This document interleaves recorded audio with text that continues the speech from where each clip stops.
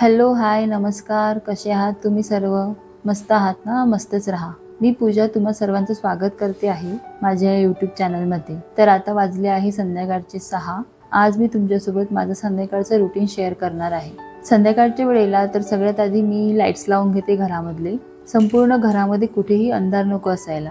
तर लाईट्स ज्या असतात ना सगळ्या, त्या मी पूर्ण चालू करते. हॉलमध्ये, किचनमध्ये, देवरूममध्ये, बेडरूममध्ये, सगळे इकडे. त्याच्यानंतर मी देवाजवळ दिवा लावते. तसं तर माझ्या देवघरामध्ये जो मेन दिवा असतो ना, तो तर सतत नेहमी चालूच असतो, म्हणजे सकाळपासून तर रात्रीपर्यंत, कधी कधी सकाळपर्यंत सुद्धा चालूच असतो. असं एखाद्या वेळेसच होत असेल की तो जेव्हा होईल तेव्हा शांत होतो. सोबतच देवाजवळ तुपाचा दिवा सुद्धा रोजच लावला जातो. तर संध्याकाळच्या रोजच्या रुटीनमध्ये हे माझं असंच असतं. तुळशीजवळ दिवा आणि अगरबत्ती लावणं, सोबतच सकाळ संध्याकाळ रोजचं धूप पण लावला जातो. या सवयी जर आपण पाळल्या ना तर घर एकदम प्रसन्न वाटू लागतं. दिवसभराचा थकवा निघून जातो, शांत झाल्यासारखं वाटतं. जेव्हा घरामध्ये सकाळी संध्याकाळी अशा प्रकारे दिवे लागले जातात, धूप लागला जातो, सगळीकडे कापुराचा सुगंध दरवळतो, तर तेव्हा घरातलं जे वातावरण असतं ना ते एकदम प्रफुल्लित होऊन जातं. निगेटिव्हिटी निघून जाते.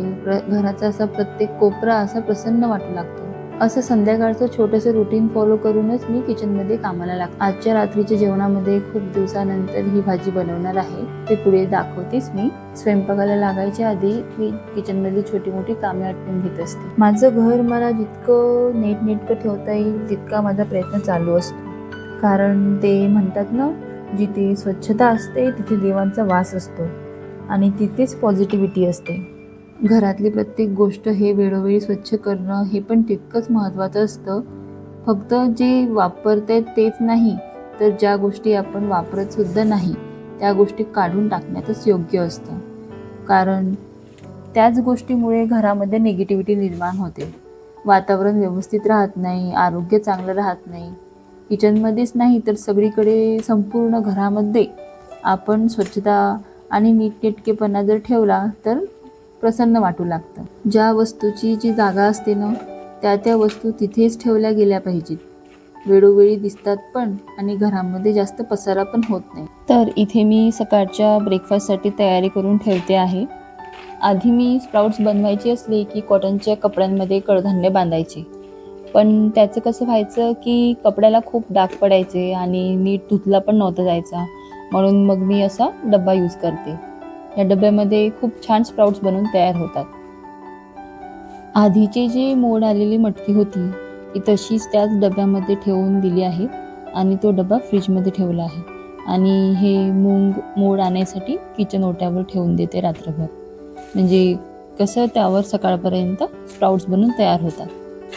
तर आता पोळ्यांसाठी पीठ मळून घेते, म्हणजे पोळ्या छान सॉफ्ट होतात. मी काय करते, असा एक छोटासा पसरचा डबा असतो, त्यामध्ये थोडीशी कणिक भरून ठेवत असते. म्हणजे आपल्याला पोळी बनवताना जे पीठ लागतं त्यासाठी असं एक सेपरेट डबा केला की सारखं सारखं पीठ घ्यायची गरज पडत नाही आणि एक एक्स्ट्राचं भांडं पण कमी होते. पीठ मळताना मोठी परात न घेता असं भांडं घेतलं ना तर पीठ जास्त बाहेर पण सांडत नाही आणि व्यवस्थित मळल्या पण जाते.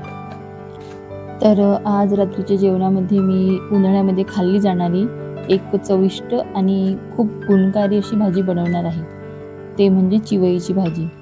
बऱ्याच जणांना माहितीच असेल की भाजी फार थंड असते, म्हणजे उन्हाळ्यामध्ये शरीराला थंड ठेवण्यास मदत करते.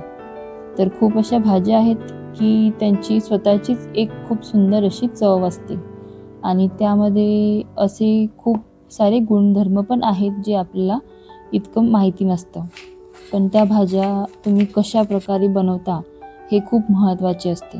ज्या या सीझनल भाज्या असतात ना त्या नेहमीच खाल्ल्या गेल्या पाहिजे, कारण त्या गोष्टीमुळे आपल्या शरीराची इम्युनिटी चांगली होण्यास मदत मिळते. आणि आपण याच भाज्या जर चांगल्या बनवल्या ना तर लहान मुलांना, घरातल्या सर्व लोकांना आवडीने खायची इच्छा होते. तर इथे ना मी माझ्या मसाल्या बॉक्समधलं जे संपलं आहे ना ते असं स्वयंपाक करतानाच भरून घेत असते, म्हणजे त्या गोष्टीसाठी वेगळा टाईम काढायची गरज लागत नाही. तर ही जी चिवईची भाजी आहे ना, मी जेव्हा घेते तेव्हाच ती स्वच्छ निवडून धुवून डब्यामध्ये असं ठेवून देत असते, म्हणजे भाजी पटकन बनवता येईल.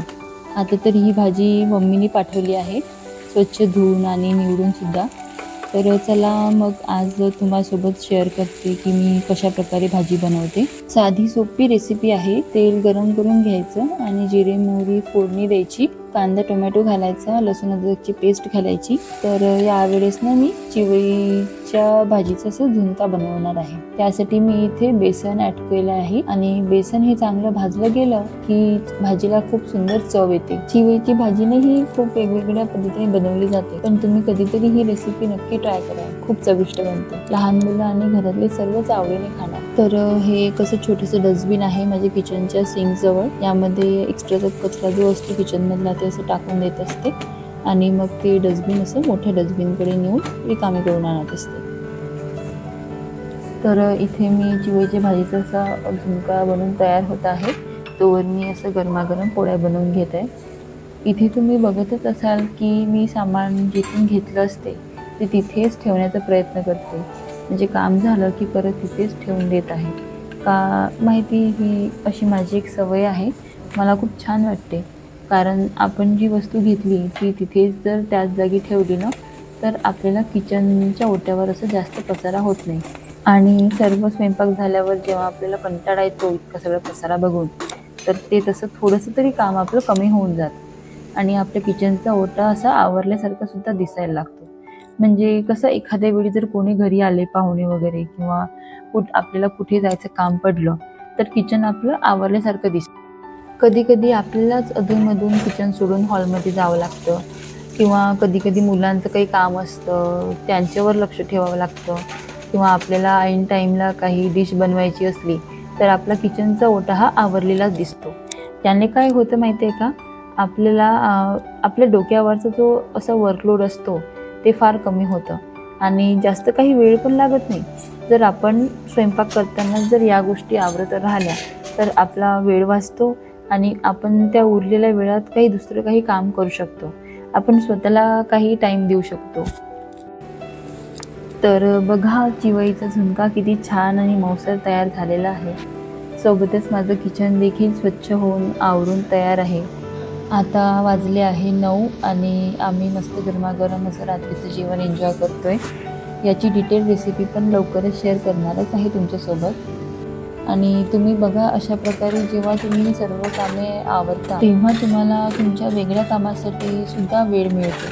म्हणजे कसं, तुम्हाला कशाची आवड असेल किंवा नाईट स्किन केअर रुटीन करायचं असेल किंवा सकाळच्या ब्रेकफास्टची प्लॅनिंग करायची असेल किंवा किचनमधलं काही काम असेल, जर तुमचं जेवणच 10च्या नंतर होत असेल तर मग किचन आवरायला, सगळं कामे करायला 11 साडे 11 वाजून जातात. मग काही वेगळं करायची इच्छा पण होत नाही आणि क्षमता पण नसते. तर बघा, माझी भांडी पण घासून झाली आहेत. आता वाजले आहे 10:30 आणि सगळं आवरून झालेलं आहे. तुम्हाला माझा हा आजचा ब्लॉग कसा वाटला, माझं संध्याकाळचं रुटीन कसं वाटलं हे कमेंटमध्ये नक्की सांगा. आणि माझ्या काही चांगल्या सवयी, काही टिप्स तुम्हाला आवडल्या असतील तर चॅनलला सबस्क्राईब करायला विसरू नका.